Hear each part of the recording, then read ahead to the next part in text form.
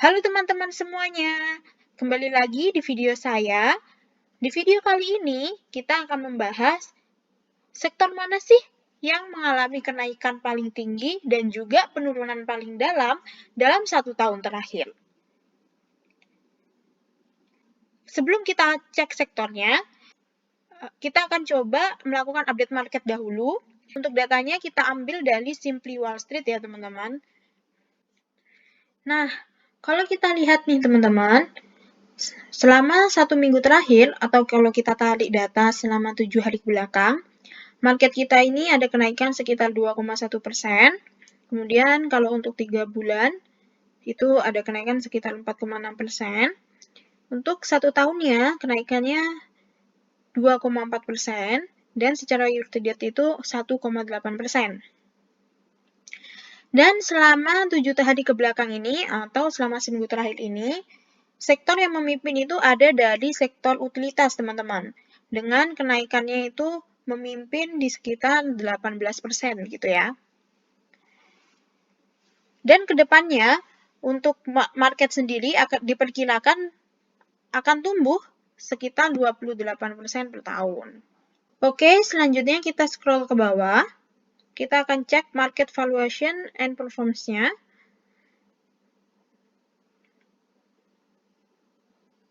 Nah, ini untuk market valuation and performance-nya ya, teman-teman.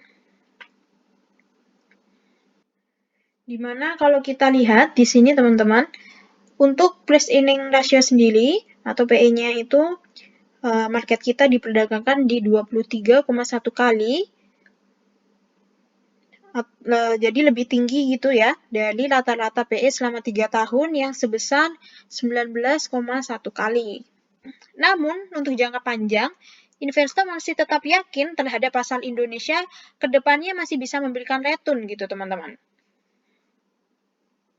Kalau kita lihat untuk pertumbuhan pendapatan sendiri, pendapatan emiten di Indonesia itu rata-rata itu telah tumbuh 29% gitu ya, per tahun selama 3 tahun terakhir. Lalu untuk pendapatan perusahaan-perusahaan sendiri telah tumbuh sekitar 17% per tahunnya. Ini berdasarkan data dari Simplywall ya teman-teman. Nah, ini berarti semakin banyak penjualan yang dihasilkan oleh perusahaan-perusahaan secara keseluruhan, dan selanjutnya keuntungan dari perusahaan-perusahaan itu juga ikut meningkat gitu teman-teman. Maka dari itu, para investor masih meyakini bahwa market kita itu masih sangat potensial untuk dijadikan salah satu tempat pilihan untuk berinvestasi. Nah, kita sekarang lanjut ke sektor trennya. Kita akan cek sektor apa yang memimpin selama 1 tahun terakhir gitu ya teman-teman.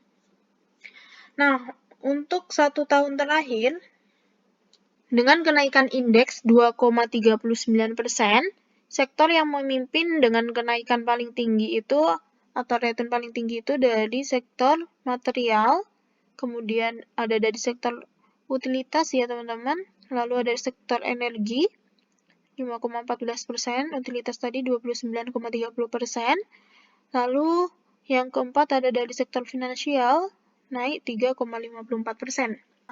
Sedangkan untuk sektor kesehatan, selama 1 tahun terakhir itu turun 7,32%, lalu sektor teknologi 8,32% untuk penurunannya, lalu dari consumer discretionary itu turun 8,96%, selanjutnya dari sektor properti ya, turun 9,63%, kemudian dari sektor telekomunikasi turun 10,98%, lalu dari sektor industri itu turun 12,40%, dan dari sektor consumer staples itu turun 12,46%. Nah, untuk sektor tren ini juga teman-teman bisa sesuaikan untuk jangka waktunya, teman-teman bisa pilih sendiri mau dalam jangka waktu berapa untuk pengecekannya. Nah, ini bisa menggunakan aplikasi Simply Wall Street ini ya teman-teman.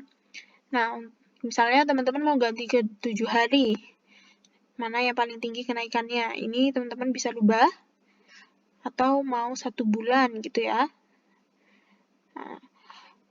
Nah, ini teman-teman bisa cek sendiri gitu ya melalui aplikasi Simply Wall.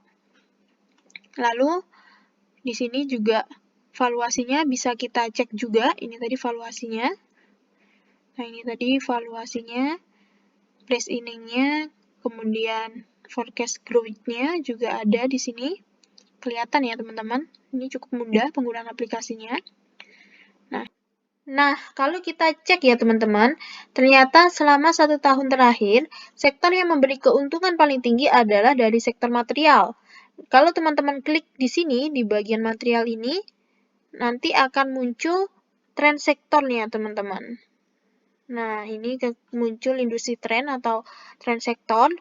Nah, ini cukup membantu gitu ya, kalau teman-teman ingin mengecek sektor dari tren tersebut, teman-teman bisa gunakan bagian ini gitu. Tadi misalnya mau ngecek dari sektor lain, tadi dari sektor material. Misalnya teman-teman mau lihat dari sektor finansial, teman-teman bisa langsung klik aja. Nah, seperti ini teman-teman. Oke, kita kembali. Sementara untuk kedepannya teman-teman, untuk perkiraan pertumbuhan atau forecast growth-nya, para analis itu masih optimis terhadap sektor consumer discretionary dengan perkiraan pertumbuhan pendapatan tahunan sebesar 88% selama 5 tahun ke depan. Jadi untuk jangka panjang gitu ya teman-teman. Untuk para analis memperkirakan dari sektor consumer discretionary ini salah satu sektor yang potensial untuk 5 tahun ke depan bisa memiliki pertumbuhan yang cukup tinggi pendapatannya, sekitar 88%. Nah, ini lebih baik dari tingkat pertumbuhan pendapatan sebelumnya, sebesar 4,7% per tahunnya. Nah, untuk sektor yang diperkirakan akan mengalami penurunan pendapatan ke depannya itu ada dari sektor energi, teman-teman. Ini diperkirakan akan mengalami penurunan pendapatan sebesar 13% per tahunnya. Nah, ini teman-teman bisa dipantau ya. Ini disclaimer on juga. Keputusan pemilihan investasi tetap ada di diri teman-teman sendiri. Lalu selanjutnya, ini kita bisa lihat emiten-emiten apa saja yang mengalami kenaikan dan juga penurunan paling dalam selama 7 hari ke belakang gitu ya teman-teman. Ini kita memanfaatkan fitur dari Markets dari aplikasi SimplyWall. Jadi ini teman-teman bisa cek sendiri juga di dalam aplikasinya langsung. Kita tadi sudah membahas untuk sektor yang memiliki kenaikan paling tinggi dan juga penurunan paling dalam 1 tahun terakhir gitu ya. Dengan cara memanfaatkan aplikasi SimplyWall dari fitur market gitu teman-teman. Nah, ini teman-teman bisa cek langsung ke aplikasinya, bisa dicoba-coba sendiri. Mungkin sekian dulu untuk video kali ini. Jika ada pertanyaan, teman-teman bisa tuliskan di kolom komentar. Jangan lupa like, komen, dan juga subscribe. Terima kasih sudah menyempatkan waktu untuk menonton video ini.